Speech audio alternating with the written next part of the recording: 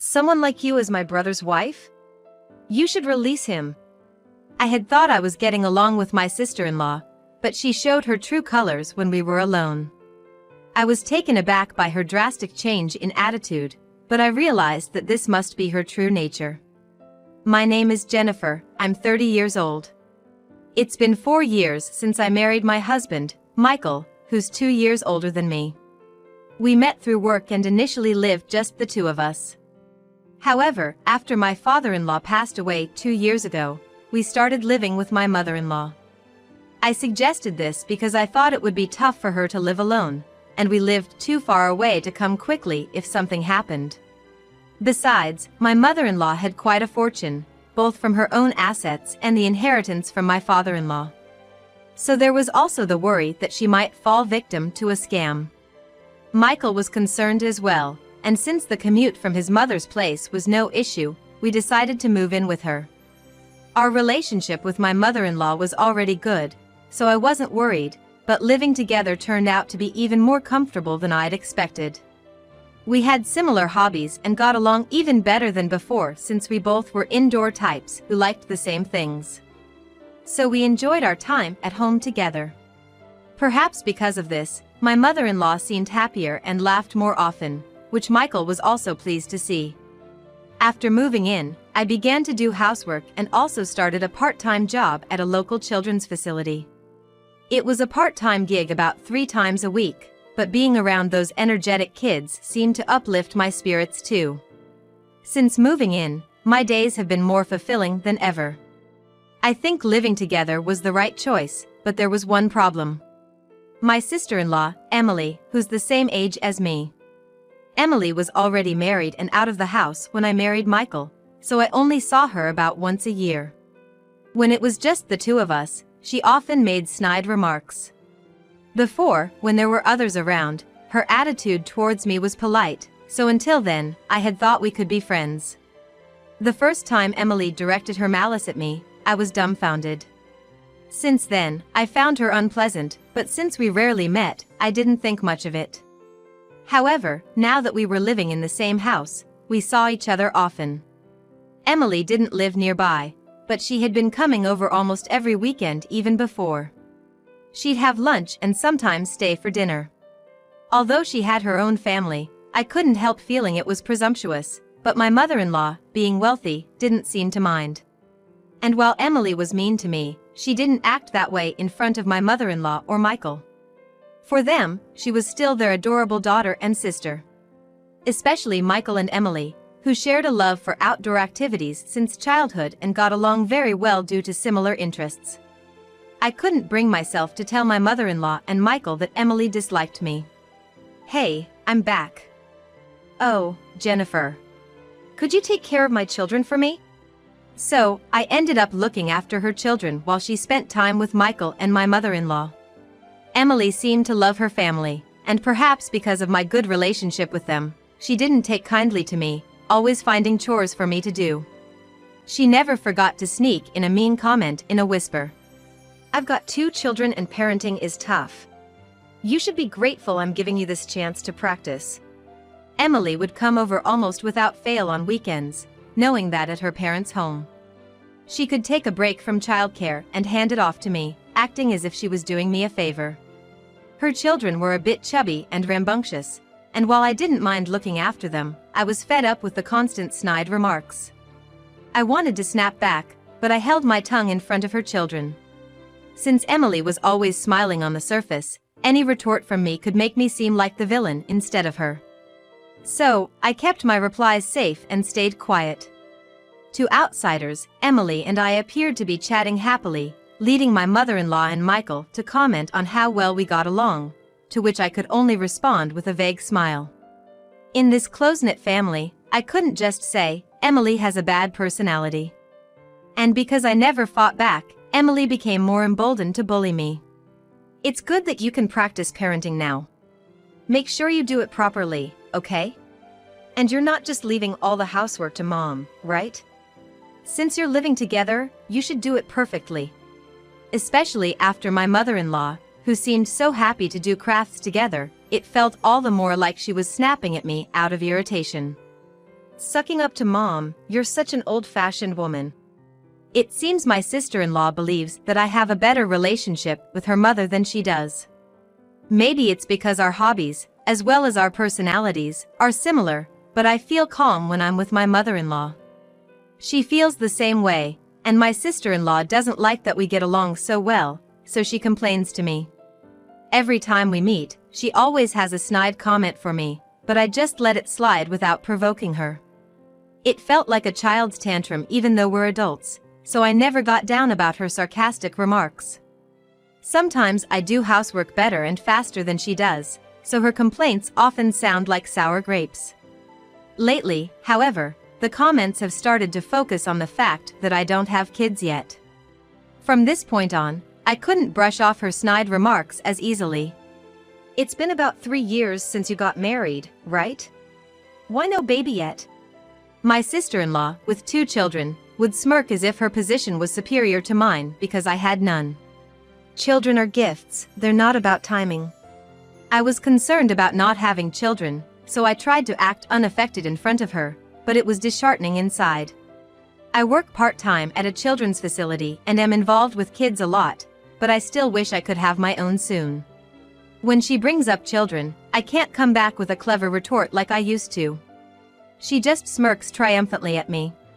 Now into the 4th year of marriage. I've been continuously bothered by my sister-in-law's comments about not being able to have a baby, so I decided to visit a doctor. Her words had made me anxious about possibly being infertile. I've been consulting with my husband more, and he's been reassuring me that there's no need to worry. I'd be happy if we had kids, but the most important thing is that you're with me. There's no need to rush. He also said, let's work on having children together.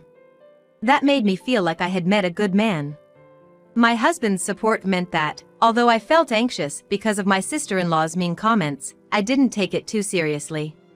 We went to the hospital for tests, thinking it would be nice to get checked out, just to be sure. But we were in for a shock with the unexpected results. What? No way! I had to ask several times to make sure it wasn't a dream, but I almost burst into tears when I realized it was real. I was actually pregnant, about 2 months along. My menstrual cycle often fluctuates, so I just thought it was late this time, but I never imagined I was pregnant. I had thought that I might be infertile, so this news was incredibly welcome. I had no typical pregnancy symptoms, so the unexpected results surprised me, but my husband and I were delighted. I was more smiley than before we went to the doctor, and when we got home, I shared the news with my mother-in-law, and the 3 of us celebrated together. I stroked my still flat belly, conveying my happiness to the baby that was going to be born. With this news, all my previous anxieties vanished, and I eagerly awaited the birth of my baby. As for my sister-in-law's reaction, she continued her sarcasm when it was just the 2 of us. Maybe it was because the content of her sarcasm decreased, or perhaps she didn't like seeing me so consistently happy about my pregnancy, but she seemed out of sorts. To me, excited about the baby, her sarcasm felt like a gentle breeze, not bothering me at all. However, at the next checkup, I was devastated to learn I had miscarried. What? Why? I asked the doctor, nearly crying. I had already been thinking a lot about parenting methods and things I wanted to do with the child, looking forward to the birth, so the miscarriage was unthinkable. I had researched pregnant life and didn't recall doing anything that could have caused a miscarriage. The shock of the miscarriage and the self-blame were almost crushing. The doctor explained that early miscarriages are relatively common. Sometimes due to chromosomal abnormalities, they can happen even when there is nothing wrong on the mother's side. I was told not to dwell on it too much, but I couldn't help it. I had been longing for a baby, so when I finally got pregnant, I was over the moon. But after suffering a miscarriage, the joy I had been feeling until then turned into a profound shock that left me deeply saddened. My husband and mother-in-law were worried and tried to cheer me up, but because I had been so looking forward to having a baby, I found it hard to bounce back, and couldn't manage to return to my normal routine. Moreover, my sister-in-law's sarcasm seemed to intensify after she heard about the miscarriage, deepening my depression. What on earth did you do to miscarry? You're not cut out to be a mother. And once you have one miscarriage, aren't you likely to never have children? What's the point of being married if you can't have a baby? She would say these cruel words with such glee, it was clear she enjoyed hurting me. Because of this, I began to despair that I might never be able to have a baby. Normally, I would have snapped back at her, but I was so down that I just took it all by myself. I tried to act normal at my part-time job, but even the kids there could tell I wasn't my usual self and expressed their concern, which only made me feel worse. I knew I couldn't go on like this, yet I couldn't shake off the feeling of being listless and devoid of energy. This distraction may have led to me falling down the stairs on my way to work, resulting in an injury that required hospitalization. I tumbled and bruised myself all over, fracturing my right arm and leg severely. Thankfully, a passerby called an ambulance, and I ended up being admitted to the hospital for a month. I felt terrible for worrying my husband and mother-in-law, who came to the hospital looking so concerned. We were afraid you had gotten reckless because you were so down. It's a relief you're fine. You've been losing so much weight, and now an injury on top of that. We were so worried. Seeing their tearful, worried faces, I realized just how much concern I had caused them.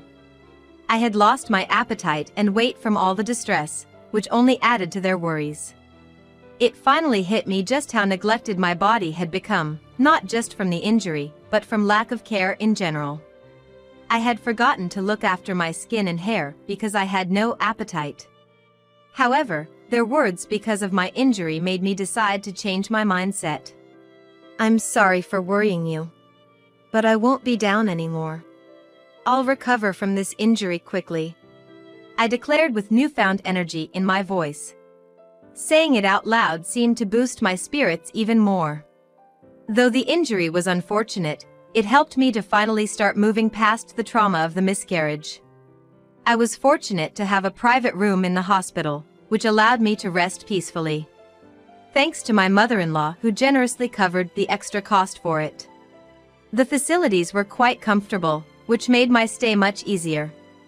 The beautiful flowers brought by my husband and mother-in-law also brightened up the stark white room. Since my dominant arm was out of commission, they often visited to keep me company and brought things I could enjoy without using my right arm. I started practicing writing with my left hand, and although it was inconvenient due to my injury, I was able to spend my time comfortably. My co-workers from the part-time job also visited, and the children sent a card with their clumsy handwriting saying, "Get well soon," which warmed my heart. The thought of showing everyone a healthier me after getting out of the hospital filled me with vigor. However, the one thing that still caused me stress was when my sister-in-law visited alone. She would never say anything mean when others were around, but alone in the room with me, she could be quite nasty. With no way to escape in the private room, I felt trapped. It didn't feel right to call for a nurse for such matters. So I just had to endure her snide remarks until someone else came or she decided to leave. She would often come just to deliver her unpleasant comments, which made me wonder if she had too much free time on her hands. But once, when I pretended to be asleep, she left soon after arriving, so I began to fake sleep whenever she was expected to visit, which thankfully reduced the number of her nasty comments. Finally, the day came when I was set to be discharged. You're gonna be out soon. We were thinking of throwing a little celebration party for you at home once you're out. What do you think? My husband and mother-in-law suggested excitedly. Wow, I can't wait! I replied, genuinely touched by their thoughtfulness. Emily will be happy to hear about your recovery. She's been worried about you. My mother-in-law said that, which meant even Emily would be there. It made me feel a bit disappointed. But my in-laws were oblivious to Emily's treatment towards me, so I couldn't really express my concern. I wasn't thrilled about my sister-in-law coming over, but I figured as long as I wasn't alone with her and stuck close to my husband and mother-in-law during the party, it would be okay. When I got home from the hospital, the house was already festively decorated with bright, colorful flowers, which lifted my spirits for the first time in a while. The table was full of delicious-looking food, some cooked by my mother-in-law and some bought from stores. Right when everything was almost ready, my sister-in-law arrived with a big bag in tow. "Sorry I'm late." "Congratulations on your discharge, Jennifer," she said with a perfect smile, and I thanked her with a smile of my own. Despite being taken aback by her previous snide remarks in my hospital room, I was amazed at how amazing her acting skills were. We all sat down, glasses filled with drinks in hand. "Here's to Jennifer's discharge." Michael toasted, and we started our meal. I didn't drink alcohol because of my injury, but the other three were pouring it liberally. Especially my sister-in-law, who brought her own and drank generously without bothering me, which made me feel relieved that the meal would go smoothly. Even with my right hand out of commission, I managed to eat by myself thanks to the easy-to-use utensils my mother-in-law had prepared for me. And my left-handed skills had improved. As the food started to dwindle and we were about to wrap up, my sister-in-law handed me a gift. "Oh, I almost forgot. This is for your discharge. Open it when you're alone." She gave it to me with a flushed, drunken face. "Thanks so much."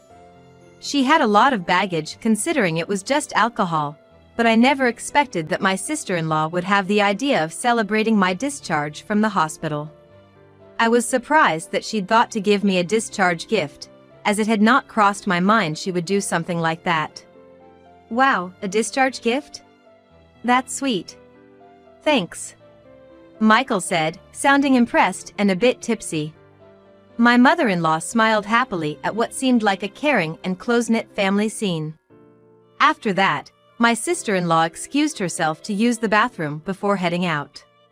My mother-in-law and Michael told me to take it easy and sit while they started cleaning up. With my injury, I took their advice and sat on the couch, looking at the present she'd given me. It wasn't very heavy, wrapped in flower-patterned paper with an orange ribbon, which was a cheery combination. However, I had my doubts. It was unusual for my sister-in-law to give me a gift. And her whispering, "Open it when you're alone," sounded downright suspicious. With her out of the room, I decided to open the present right away. Inside, I found items that were peculiar to receive as a present for my situation, which made me pause in confusion. "What is this?" I exclaimed, dropping the gift in shock. "What's wrong? What happened?" Michael and my mother-in-law rushed over, confused as they looked at the dropped present I was pointing at. "This." I didn't think I could explain it well, so I pointed to the present I had dropped. Then, they looked at it curiously and seemed just as confused as I was. Inside were baby items and craft supplies. Sure, I hadn't given up on the idea of having children one day, and I did enjoy crafting. But it had only been 6 months since my miscarriage, and with my injury, I couldn't even do crafts if I wanted to. The contents were so mismatched for a discharge gift. Giving baby items to someone still recovering from a miscarriage and an injury felt like a deliberate insult. Had I not been on the path to recovery, seeing those baby items could have devastated me. They were also confused because it was not intended to be given as a congratulations on my discharge from hospital, considering my situation. The perplexity turned to anger when we found a message card inside. It should have contained uplifting words, but instead, it was filled with malice from my sister-in-law. "A useless wife should just leave. Try having kids or doing crafts if you can." Huh? What? At first, they were both stunned into silence, perhaps because they had thought my sister-in-law and I got along well. But it wasn't long before they started to get angry about what Emily had done. Just then, Emily came back from the bathroom and entered the room, which led my husband Michael to confront her. "Hey! What were you thinking giving this to Jennifer?" he demanded, his voice thundering in sudden anger. Emily looked confused at first, but upon seeing the gift wrap in Michael's hand, she seemed to realize what had happened. "Huh? You opened it? I told you to look at it when you were alone." However, whether it was because she was drunk or just didn't care, Emily didn't seem the least bit sorry and instead complained to me. Michael's anger only grew at her attitude. How could you give such a thing? What were you thinking? But Emily, undeterred and as if it was the most natural thing to say, retorted. Well, it's pointless to have a wife who can't have kids, who's hurt and lost her worth, who can't do anything right. You should just divorce her and marry someone better. Despite Michael's intense shouting, Emily remained calm and continued to insult me. She even went as far as to tell Michael, I can introduce you to someone nice. Delighted with her own suggestion, Emily started laughing out loud. Michael, red-faced and fists clenched, seemed too furious to speak. In the midst of this, we heard my mother-in-law Jennifer's sigh. Then my mother-in-law, who appeared to have calmed down, said softly, almost to herself, I'm going to cut ties with you. At the word cut ties, Emily looked at me triumphantly, mistaking my mother-in-law's intent as agreement with her. That's right. We don't need someone like her in the family, she said and started laughing again, but she froze at my mother-in-law's next words. I'm cutting ties with you, Emily. What? Emily's confusion was evident, and suddenly she seemed to sober up and began to panic. Why? We're family, right? If anyone should be cut ties, it should be Jennifer, not me. Emily protested, unable to accept the idea of being disowned, but my mother-in-law continued firmly. Someone who cannot think of others' feelings, who hurls such malice, is not our family. Don't bother me again because I won't be buying any of your husband's products anymore. That'll hurt us. Your buying affects my husband's sales. Emily's husband was in sales, and thanks to Jennifer often obliging Emily's requests, she regularly purchased the products he sold, which were not commonly bought due to their high price. Emily cried and pleaded as stopping these purchases would impact her husband's performance. Stop it! We're family. Think of my children, they'll suffer too. You're no sister or family of mine anymore. Don't show up in front of me again. In his rage at Emily's insults towards me, Michael dragged her out, along with her belongings, and locked her out of the house. They ignored her knocks and pleas to be let back in. She lingered outside for a while but eventually left, presumably going back to her own place. Later on, Jennifer informed Emily's husband that she would no longer purchase his products, explaining the recent events. This led to Emily being reprimanded severely. She had been a homemaker receiving an allowance from her husband, which now seemed to have been cut off. The lack of spending money and the stern treatment from her husband seemed to have left her distressed, causing her to act out, making her increasingly unwelcome among her own parents and family. It's obvious that being mean or harassing others will get you disliked. I no longer meet with Emily, but I hope she takes this opportunity to reflect and change. Afterwards, Emily persistently tried to contact Michael and Jennifer, but they soon blocked her calls. They even went as far as to cut ties with her. Michael and my mother-in-law also apologized to me for not realizing sooner how Emily had been treating me. In turn, I apologized for not confiding in them about it. Once Emily was out of the picture, I stopped being harassed and, free from stress, my injuries healed, and I was able to return to work cheerfully. The children were delighted with my return, and that made me happy. 2 years later, I finally had my baby I had longed for, and I was moved to tears. While I'll never forget my first baby, I'm determined to cherish and care for my baby.